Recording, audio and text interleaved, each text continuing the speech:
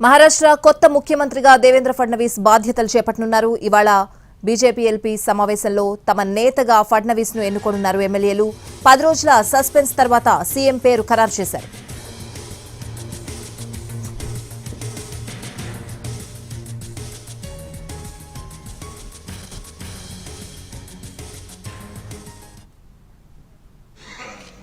आज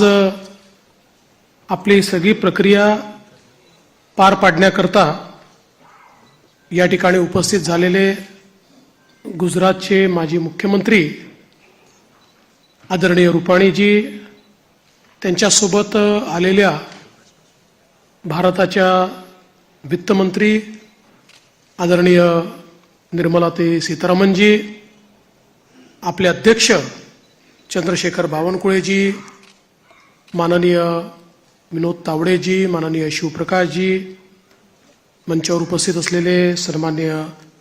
आशिष शेलारजी, प्रवीण दरेकरजी, या ठिकाणी आपल्या सहयोगी पक्षाचे जनसुराज्यचे विनय कोरेजी, त्याचप्रमाणे युवा स्वाभिमानचे रवी राणाजी, रासपचे रत्नाकर गुट्टेजी, आपल्याला ज्यांनी समर्थन दिलं ते एकमेव अपक्ष आमदार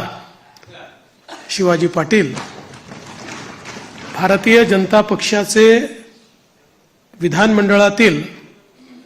माझे सर्व ज्येष्ठ सहकारी, कोर कमिटीचे सर्व सदस्य, माझ्या सर्व भगिनी आणि बंधूंनो, सर्वप्रथम आपल्या सर्वांचे मी आभार मानतो की आपण एकमताने या ठिकाणी विधिमंडळ गटाचा नेता म्हणून माझी निवड केली आणि ही निवड प्रक्रिया करण्याकरता या ठिकाणी आलेले माननीय रुपाणीजी आणि माननीय निर्मला सीतारामनजी यांचे देखील अतिशय मनापासून मी आभार मानतो. खरं म्हणजे आपल्या सर्वांना याची कल्पना आहे की यावेळची निवडणूक एक अतिशय ऐतिहासिक अशा प्रकारची निवडणूक राहिली आहे आणि या निवडणुकीचं विश्लेषण करायचं झालं तर मी असं म्हणेन की या निवडणुकीने एक गोष्ट आपल्यासमोर निश्चितपणे ठेवली आहे, ती म्हणजे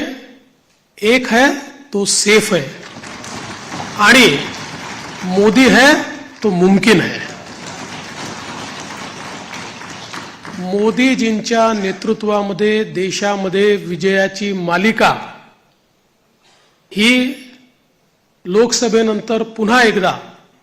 हरियाणापासून सुरू झाली आणि महाराष्ट्राने जे मॅन्डेट या ठिकाणी आपल्याला दिलेलं आहे, खरं म्हणजे महाराष्ट्राच्या जनतेला मी साष्टांग दंडवत घालतो अशा प्रकारचं मॅन्डेट महाराष्ट्राच्या जनतेने आपल्याला दिलेलं आहे. विशेषतः या संपूर्ण प्रक्रियेमध्ये आपल्या सोबत पूर्णपणे तनमनाने या ठिकाणी असलेले महाराष्ट्राचे मुख्यमंत्री माननीय एकनाथराव शिंदेजी आणि महाराष्ट्राचे उपमुख्यमंत्री सन्माननीय अजितदादा पवारजी यांचे देखील मी अतिशय मनापासून आभार मानतो आणि तद्वतच आमचे आरपीआयचे नेते रामदास आठवलेजी आणि आमच्या सगळ्या मित्रपक्षांचे देखील मनापासून आभार मानतो. खरं म्हणजे अतिशय महत्त्वाचं अशा प्रकारचे वर्ष आहे. एकीकडे आपण सगळे लोक ज्या प्रक्रियेतनं निवडून येतो ती प्रक्रिया ज्या संविधानाने आपल्याला दिली, भारतरत्न डॉक्टर बाबासाहेब आंबेडकरांनी तयार केलेलं आमचे संविधान, या संविधानाची 75